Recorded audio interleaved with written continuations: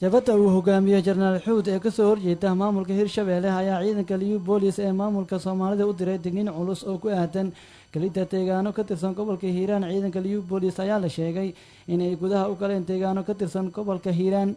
ciidanka uu hogaamiyo Jenaraal Xuud ayaa si weyn kaga soo horjeeda maamulka Hirshabelle.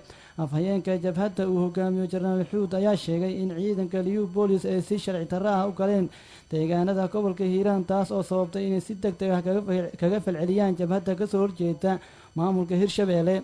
afhayeenka ayaa hadalkiisa ku daray inaysan u dulqaadan doonin waxa ay ciidanka Liyu Booliis ay ka wadaan deegaanada gobolka Hiiraan, wuxuuna hadalkiisa raaciyay in ay la dagaalami doonaan ciidankaasi haddii aysan ka laabanin waxa ay ka wadaan deegaanada gobolka Hiiraan.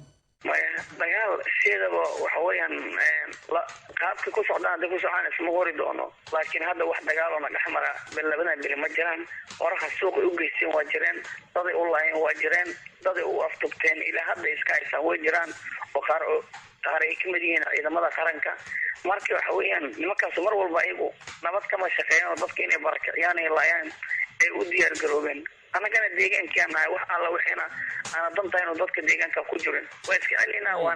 waa kaas wadanku dawladda uu leeyahay, maamul ka jiro, cid kasta ka jirta, cid wax laga weydiiyaa malahan.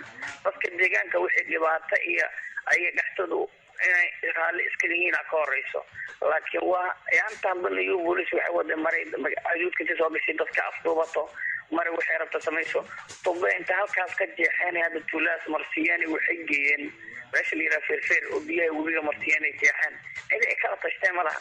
ul Soomaaliya jeexeen biyo marsisteen cid wax ka weydiiseen cid kala xada haddana waxay rabaan in buunda labaad saaraan. taasaan ka soo horjeedna anaga.